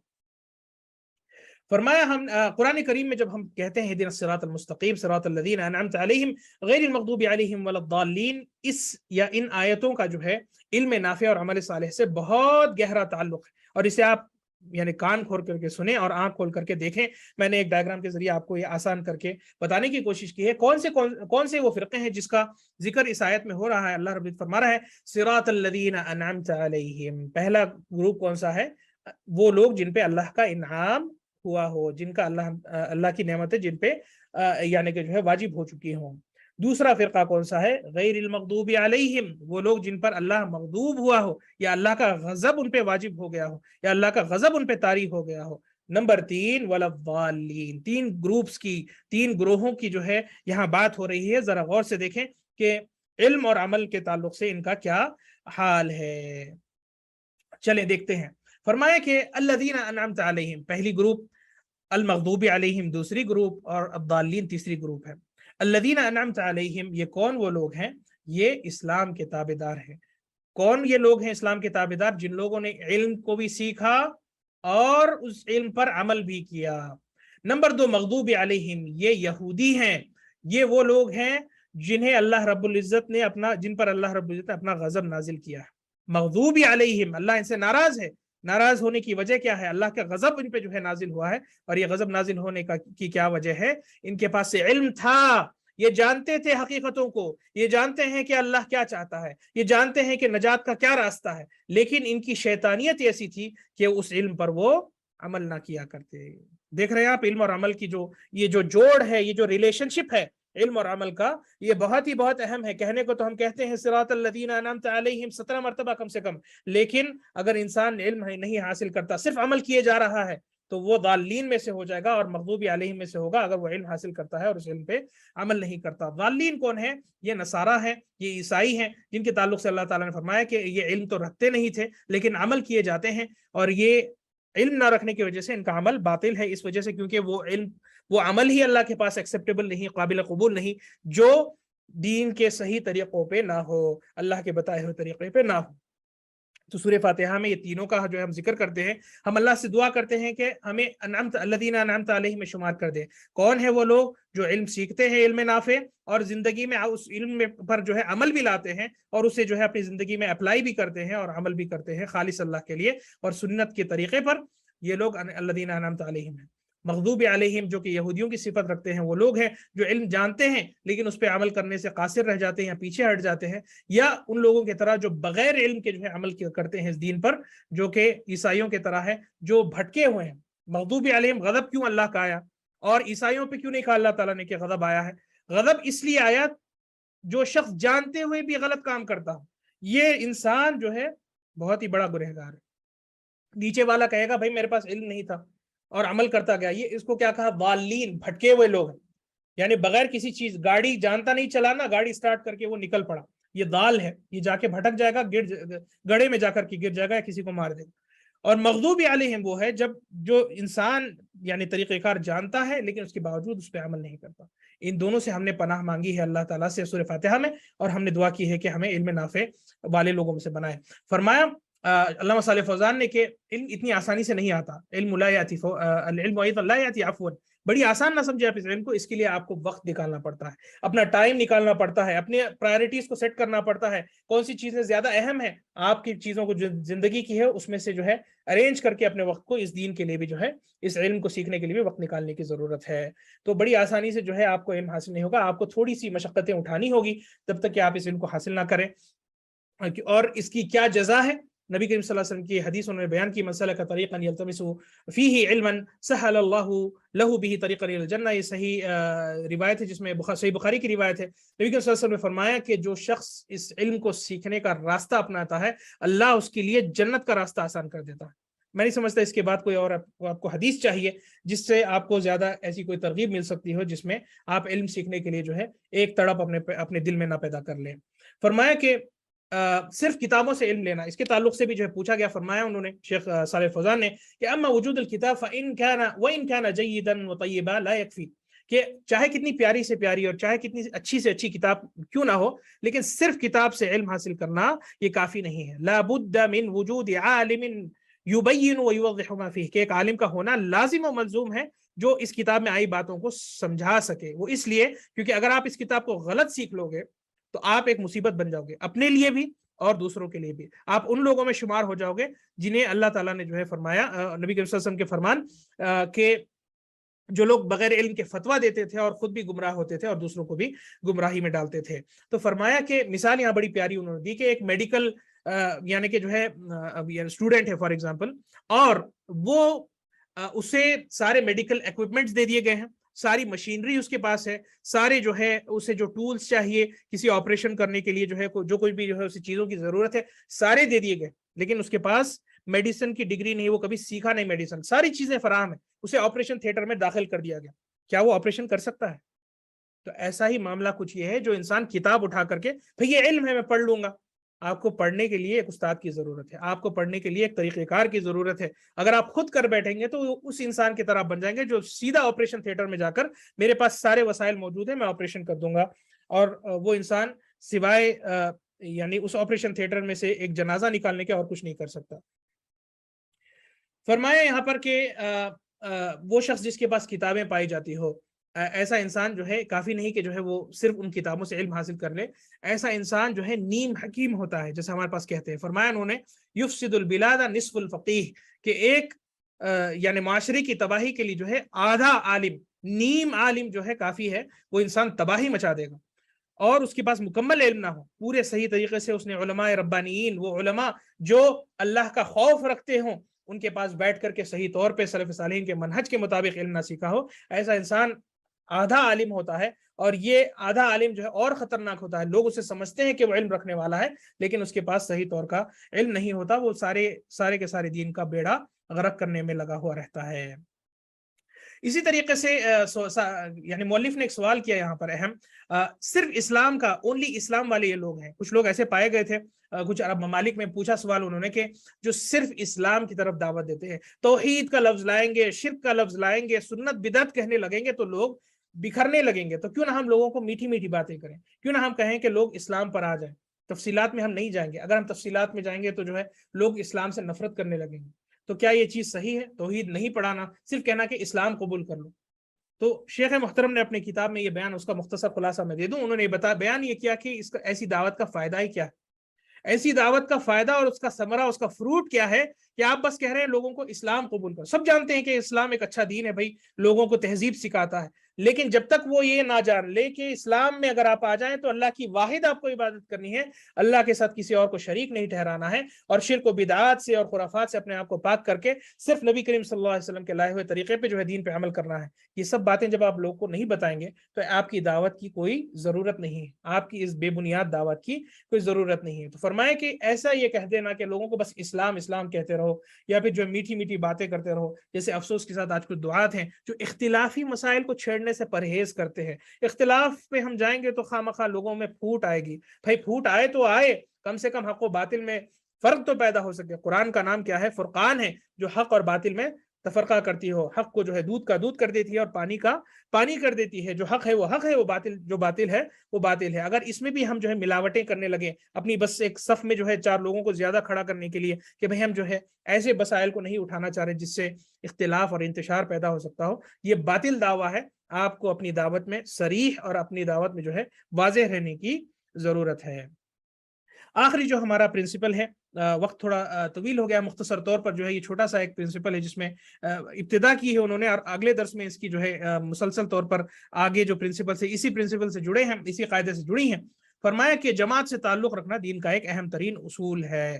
دین میں جماعت کی اہمیت دلائی گئی ہے، اتفاق اور اجتماع کی جو ہے ترغیب دلائی گئی ہے، اور تفرقے سے اور اختلاف سے ڈرایا گیا ہے کہ بٹو مت اور لوگوں میں تفرقہ نہ پیدا کرو، لوگوں کو جمع کرو اور ایک ہی پلیٹ فارم پر لوگ آؤ۔ یہ ایک اچھی بات ہے، اس پہ ہمیں عمل کرنا ہے، لیکن اس یعنی ٹارگٹ کو پورا کرنے کے لیے چند آپ کو ضابطے ہیں، چند چیزوں کی آپ کو ضرورت پڑے گی۔ ان ضابطوں کو ہم انشاءاللہ سمجھاتے ہوئے آج کا اپنا یہ درس ختم کریں گے۔ کیا یہ ضابطے ہیں؟ فرمایا سب سے پہلی جو ہے یہ مسئلے میں اللہ کی وہ آیت ہے سورہ آل عمران کی، فرمایا وَاعْتَصِمُوا بِحَبْلِ اللَّهِ جَمِيعًا وَلَا تَفَرَّقُوا، کہ سارے کے سارے لوگ سب کے سب اللہ کی اس رسی کو جو ہے مضبوطی سے تھام لو اور پھوٹ نہ ڈالو، تفرقہ نہ کرو۔ اللہ کی حبل کہتے ہیں رسی کو، اللہ کی اس رسی کو ہمیں مضبوطی سے تھامنا ہے اور تفرقہ نہیں کرنا ہے۔ تو اجتماع لوگوں کو کرنا یہ دین کے مقاصد میں سے ایک اہم مقصد ہے، لوگوں کو ایک ساتھ جمع کرنا۔ نبی کریم صلی اللہ علیہ وسلم کی دعوت آئی، عرب میں جو ہے بہت اختلاف تھے، ایک دوسرے کے خون کے وہ پیاسے تھے، قتل و غارت گری ان میں عام تھی، لیکن جیسے ہی اسلام آیا سارے کے سارے لوگ فَأَصْبَحُوا بِنِعْمَةِ اللَّهِ إِخْوَانًا، اللہ کی نعمت سے سب بھائی بھائی بن گئے۔ مسلمان، اسلام کی اخوت ان کے درمیان آ گئی، اسلام کی محبت ان کے درمیان آ گئی، اور یہی چیز ہمیں بھی جو ہے اچیو کرنے کی ضرورت ہے۔ لوگوں کو جمع کرنے کی ضرورت ہے اور لوگوں کو بانٹنے کی ضرورت نہیں ہے۔ اور جمع کس پہ کرنا ہے؟ حق پر کرنا ہے۔ اب اس میں تھوڑے بہت لوگ ہم سے دور ہو رہے ہیں، وہ ان کی مرضی ہے، وہ ان کی غلطی ہے۔ حق کی بات واضح کرو اور لوگوں کو حق پہ جمع کرو، یہ صحیح اصول ہے۔ اور کچھ باطل لوگوں کا یا باطل فرقوں کا یا باطل جماعتوں کا یہ دعویٰ ہوتا ہے کہ لوگوں کو بس جمع کرو، ہم سے زیادہ اچھے کون ہیں بھائی، ہم شیعوں کو بھی جمع کر لیں گے، ہم قادیانیوں کو بھی جمع کر لیں گے، ہم اللہ کو فراق کو جمع کر لیں گے، قبروں کی پوجا کرنے والوں کو بھی جمع کر لیں گے، سب کو ایک پلیٹ فارم پہ ہم اسلام کے انڈر، پچھلا جو سوال تھا اس سے میں جوڑ رہا ہوں، اسلام کا نام لے کر کے جمع کریں۔ بھائی ایسی اجتماع اللہ نہیں چاہ رہا، ایسی اجتماع اللہ نہیں چاہ رہا۔ اللہ کیسی ہماری اجتماع چاہ رہا ہے، کیسے ہمیں جمع ہوتے ہوئے دیکھنا چاہ رہا ہے؟ اللہ کی وہ ایک واحد رسی جو اللہ تعالیٰ نے ہمارے لیے گرائی ہے آسمان سے، جسے ہم کہتے ہیں کتاب و سنت فہم سلف کے مطابق، یہ وہ رسی ہے۔ فرمایا عبداللہ بن مسعود نے کہ حبل اللہ، اللہ کی رسی کیا ہے؟ الجماعہ، یعنی وہ جماعت ہے، وہ فرقہ ناجیہ ہے جو صحیح راستے پہ ڈٹی ہو، صحیح راستے پہ ڈٹی ہو۔ یہ جو حدیث میں آپ کے سامنے رکھا ہوں، یہ حدیث خلاصہ ہے اس مسئلے کا، جماعت کے جو اصول ہیں اور اجتماع کے تعلق سے جو مسئلے ہیں وہ اس حدیث میں صحیح مسلم کی جو روایت ہے، ان اللہ یرضی لکم ثلاثا ویسخط لکم ثلاثا، تین چیزیں ہیں جس سے اللہ تم سے راضی ہوگا، اور تین چیزیں ایسے ہیں جس کے کرنے سے اللہ تم سے ناراض ہوگا۔ تو یہ تین چیزیں جو اللہ کرنے سے راضی ہوتا ہے، یہ اصول ہے اجتماعیت کے، یہ اصول ہے لوگوں کے اتحاد کے۔ کیا یہ اصول ہے؟ فرمایا وہ ان تعبدوہ ولا تشرکوا بہ شیئا، اللہ کی واحد عبادت کرو اور اللہ کے ساتھ کسی کو شریک نہ ٹھہراؤ، پہلا عمل۔ وَتَعْتَصِمُوا بِحَبْلِ اللَّهِ جَمِيعًا، اللہ کی رسی کو سب ایک ساتھ جو ہے تھام لو، اتفاق کر لو، اور اختلاف ہونے لگے تو اللہ اور اس کے رسول کی طرف رجوع کرو۔ وَأَن تَنَاصَحُوا مَنْ وَلَّاهُ اللَّهُ أَمْرَكُمْ، آپ نصیحت پیش کرو اس شخص کے خدمت میں جسے اللہ تعالیٰ نے آپ کا ذمہ دار، آپ کا حکمران، آپ کا رہبر بنا کر کے چنا ہے۔ یعنی حکمرانوں کی نصیحت کرنا اور ان کے ساتھ جو ہے نیک معاملہ کرنا، جب تک کہ وہ اللہ کے دین کے کا کفر بواح نہ کریں یا اس کی جو ہے مخالفت صریح طور پر کفر میں نہ جا بیٹھے۔ تو یہ تین عمل کرنے سے اجتماعیت آتی ہے۔ اور پھر اس حدیث کا تکملہ کر کے میں اپنے ان تین اصولوں پہ آؤں۔ فرمایا کہ تین چیزیں ایسے ہیں جسے اللہ ناپسند کرتا ہے، قیل وقال، چٹ چیٹنگ کرنا، ادھر ادھر کی باتیں، فضول باتیں کرنا، واضاعۃ المال، مال کو بے وجہ خرچ کرنا، فضول خرچی کرنا اور ضائع کرنا، وکثرت السؤال، فضول میں سوال کرنا، ان چیزوں کا سوال کرنا جس کے سوال کرنے سے کوئی فائدہ نہیں اور جس کے سوال کرنے کی کوئی ضرورت نہ ہو۔ تو وہ جو تین چیزیں ہیں جو اللہ ہم سے چاہتا ہے اس کے تعلق سے میں بیان کر دوں۔ یہاں پر قول بھی ہے حیث جاء الامر بلزوم الجماعہ، اس حدیث میں جماعت تھامے رکھنے کی کا حکم آیا ہے۔ فالمراد لزوم الحق واتباعہ، حق کو پکڑے رکھنا، حق کو تھامے رکھنا اور اس کی اتباع کرنا، اس کا جو ہمیں حکم دیا گیا ہے۔ وَإِن كَانَ الْمُتَمَسِّكُ بِهِ قَلِيلًا وَالْمُخَالِفُ كَثِيرًا، اگر حق والے چاہے چنندہ کیوں نہ ہو اور مخالفین لاکھوں لاکھ کروڑوں کروڑ کیوں نہ ہو، آپ حق والوں کے ساتھ رہیں۔ عدد کبھی نہ دیکھو، کوانٹیٹی نہ دیکھو، کوالٹی دیکھا کرو۔ آپ یہ نہ دیکھو کہ حق پہ کتنے کم لوگ ہیں، یہ دیکھو کہ حق پر کون ہے اور ان کے پاس کیا بات کہی جا رہی ہے۔ چاہے باطل پہ، یعنی آج جو دنیا کا حال ہے اور سنت جو رہی ہے زندگی کی، ہمیشہ زیادہ تر لوگ، اکثر الناس جو ہے وہ باطل پر ہی رہتے ہیں، جہنم ہی میں جانے والے زیادہ تعداد میں رہتے ہیں، لیکن حق والے ہمیشہ کم ہوتے ہیں۔ تو یہ نہ سمجھو کہ بہت چنندہ لوگ ہیں تو یہ لوگ جو ہے حق پر نہیں ہے، کبھی بھی تعداد سے جو ہے یہ فیصلہ نہ کیا کرو۔ فرمایا یہاں پر لأن الحق هو الذي كانت عليه الجماعة الأولى، یہ وہی حق ہے جس پہ صحابہ کرام جو کہ جماعت اولا تھی اس دین میں، من عہد النبی صلی اللہ علیہ وسلم، لا ننظر الى کثرت اہل الباطل من بعدهم، کہ ان کے بعد اگر چاہے اہل باطل کی تعداد بڑی سے بڑی کیوں نہ ہو جائے، ہمیں کوئی اس سے فرق نہیں پڑتا۔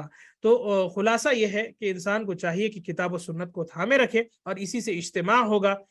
فرمایا کہ کما ہوا واقع فی صدر هذه الامہ، کہ اللہ تعالیٰ نے جب نبی کے ہاتھوں قرآن و سنت پہ لوگوں کو، جب وہ متفرقین تھے، کانوا متفرقین، سب بٹے تھے، تو اللہ تعالیٰ نے قرآن و سنت پہ عرب کو جو ہے خصوصاً اور عموماً امت اسلامیہ کو جمع کیا، تو ہمیں بھی چاہیے کہ ہم اسی کے ذریعے جو ہے جماعت کو متحد کر سکیں۔ تو یہاں پر یہ آخری ہماری سلائیڈ ہے اس درس کی۔ فرمایا کہ اگر آپ کو اجتماع کرنی ہو تو اس کی تین شرطیں ہیں۔ نمبر ایک، آپ کے پاس صحیح عقیدہ ہونا ضروری ہے اس حدیث کے مطابق، کیونکہ اللہ نبی کے سے کیا فرمایا کہ اپنے عقیدے کی درستگی کرو، پہلی شرط۔ دوسری شرط کیا بیان کی؟ اختلاف کے وقت کتاب و سنت کی طرف رجوع کرو۔ اور تیسری شرط یہ ہے کہ حکمرانوں کی اطاعت اور انہیں صحیح طور پر نصیحت کرنا۔ یہ تین چیز اگر آپ اسے مینٹین کر پائیں گے تو یونٹی اور اتحاد اور لوگوں میں جو اجتماعیت ہوگی۔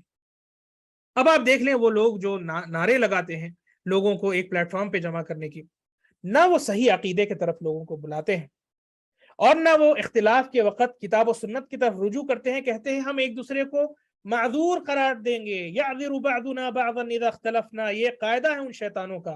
کہتے ہیں کہ جب کبھی آپ میں اور میرے میں اختلاف ہو جائے گا، میں آپ کو عذر دے دوں گا، آپ مجھے عذر دے دیں، آپ مجھے ایکسکیوز کر دیں، میں آپ کو ایکسکیوز کر دوں گا، مسکراتے ہوئے جو ہے چلیں گے، آگے بڑھیں گے۔ نہیں، اختلاف ہو تو اس اختلاف کو ختم کرو، اور ختم کیسے کرو؟ قرآن و سنت کی طرف رجوع کر کے ختم کرو۔ یہاں پر بھی وہ قوم فیل ہے، جماعت اسلامی اور حزب التحریر اور اخوان المسلمین، صریح طور پہ کہہ رہا ہوں کہ نہ وہ صحیح عقیدے کی طرف کبھی کسی کو بلائے ہیں، بلکہ یہ کہتے ہیں، ان کا ہی یہ سوال تھا کہ عقیدے کی طرف نہ بلاؤ، لوگ جو ہے تفرقے میں پڑ جائیں گے۔ اور اختلاف کے وقت وہ کیا کہتے ہیں، ان کا ایک قاعدہ ہے ان کے اصولوں میں سے کہ جب کبھی اختلاف ہو جائے تو ایک دوسرے کے لیے عذر ٹٹولو، ایک دوسرے کو ایکسکیوز دو، تو یہاں پر اس حدیث کی وہ صریح مخالفت کر رہے ہیں کہ اختلاف کے وقت کتاب و سنت کی وہ رجوع نہیں کرتے، وہ ایک دوسرے کو معاف کر کے آگے بڑھنے کی بات کرتے ہیں، بلکہ ہمیں کیا چاہیے، ایک بات پہ آنا ضروری ہے۔ اگر ہم اپنی رائے کو ایک نہ کریں گے تو آپ کا اور ہمارا ایک ساتھ بیٹھنے کا فائدہ ہی کیا ہے؟ تو نہ وہ لوگ پہلی قاعدے کو فلفل کیے ہیں عقیدے کی دعوت میں، بلکہ عقیدے کی دعوت کو وہ جو ہے ہٹا دیتے ہیں، کیونکہ عقیدے کی دعوت کرنے سے کئی جماعتیں آپ کو چھوڑ جائیں گی۔ نمبر 2، اختلاف کے وقت قرآن کو آگے نہیں بڑھاتے۔ اور نمبر 3 میں تو یہ سب سے گئے گزرے قوم ہے جو حکمرانوں کے حقوق میں کوئی لحاظ ہی نہیں رکھتے۔ زبان ان کی چھری سے زیادہ یا تلوار سے زیادہ تیز چلتی ہے جب حکمرانوں کے مسائل آ جائیں، ان کے اوپر اپنی زبانیں ایسے چلاتے ہیں، جبکہ مقاصد شریعہ میں سے یہ ہے کہ فتنہ کم کرنے کے لیے اگر کفر بواہ بھی آ جائے تو آپ کو جو ہے خروج یا ان کی جو ہے نافرمانی کرنے سے پہلے یہ سوچنا ہے کہ اگر ہم ان کی نافرمانی کریں گے تو کیا اس سے بڑا فتنہ آئے گا؟ اگر بڑا فتنہ آئے گا تو کفر دیکھتے ہوئے بھی آپ کو خاموش بیٹھنا۔ اتنی بڑی جو ہے ہمارے دین میں جو ہے اصول بتا دیے گئے ہیں، اور اس کے باوجود یہ چھوٹے چھوٹے چیزوں میں یا ان سے جو گناہیں سرزد ہوتی ہیں، یہ گناہیں بڑے ہیں اپنی جگہ، ان کے درمیان جو ہے فتنے فساد اگر ان کے ذریعے پھیل رہے ہیں، لیکن ان کی زبانیں ان پہ خاموش نہیں ہوتی۔ یہ نبوی طریقہ نہیں ہے حکمرانوں کے تعلق سے۔ کوئی چیز غلط ہے اسے آپ کہو کہ یہ غلط ہے، یہ چیز غلط ہے، لیکن آپ کو یہ کہنے کی ضرورت نہیں کہ یہ اس حاکم کی وجہ سے یا اس حکمران کی وجہ سے یہ غلطی آ رہی، اس کی بھی جو ہے آپ نفرتیں اپنے دلوں میں ڈال کے بیٹھو۔ یہاں اپنی زبان کو بند کرو۔ کس نے لگایا ہے اسے حاکم؟ اس نے حکمران بنایا ہے؟ اللہ نے اسے بنایا ہے۔ اللہ ہی بہتر جانتا ہے اس کے وجود میں کیا حکمت ہے۔ آپ اپنی زبان چلا کے جو ہے زمین میں فساد پھیلانے کی کوشش نہ کرو۔ تو یہ فتنہ بہت چل رہا ہے، اسے وقتاً فوقتاً اٹھایا جاتا ہے۔ ابھی ایک گمراہ شخص جو ہے اس مسئلے کو بڑی جو ہے آگ سے ہوا دے رہا ہے، ڈینیل حقیقت جو کے نام سے، وہ بھی اسی مدعے کو اٹھا کر کے کہ حکمرانوں کو کس طریقے سے جو ہے غلط کہا جائے۔ یوٹیوب پر ایک چل رہی ہے، بڑا فتنہ جو ہے لہر چل رہا ہے، لیکن الحمدللہ جو قرآن و سنت کے دعات اور داعیان ہیں، اس انسان کو اپنی اوقات دکھانے میں اور اس کی جو ہے اس کی عقل ٹھکانے لگانے میں الحمدللہ کوئی تقصیر نہیں کر رہے ہیں۔ اللہ سے دعا ہے کہ اللہ تعالیٰ ہمیں توفیق دے کہ ہم صحیح عقیدے کے حاملین بنے اور اس کے دعات بنے، اور اختلاف کے وقت اللہ تعالیٰ ہمیں قرآن و سنت کی طرف رجوع کرنے والا بنائے، اور حکمرانوں کی اطاعت کرنا، جو کوئی بھی مسلمان حکمران ہو جیسے بھی اس کا عمل ہو اللہ اور اس کے درمیان ہے، لیکن عمومی طور پر اگر ایک نظام قائم ہے مسلمانوں کا اسے رکھنا ہے، اور کبھی بھی اس میں تناؤ پیدا کرنے کی کوشش نہ کرنا ہے۔ ہاں، امر بالمعروف نہی عن المنکر کرتے رہیں، کوئی برائی اس کی طرف سے آ رہی ہے، اس برائی سے لوگوں کو جب موقع جیسا ملتا ہے اس برائی سے روکیں، لیکن زبان اپنی اس سے زیادہ نہ چلائیں، اور فتنہ فساد اور جو ہے امن و شانتی جو برقرار ہے اسے خراب کرنے کی انسان کو کوئی ضرورت نہیں ہے۔ وآخر دعوانا الحمدللہ رب العالمین۔ اٹینڈنس آپ لوگوں کے سامنے، انشاءاللہ آپ اٹینڈنس اس لنک پر لے سکتے ہیں، اور معذرت چاہتا ہوں آج تقریباً 10 سے 12 منٹ میں آپ کے زیادہ لے چکا ہوں۔ اللہ تعالیٰ ہمیں توفیق دے کہ جو کچھ بھی ہم نے کہا ہے سنا ہے اس پر ہمیں ثابت رہنے کی توفیق دے، اور اللہ تعالیٰ ہمارے گناہوں کو معاف فرمائے۔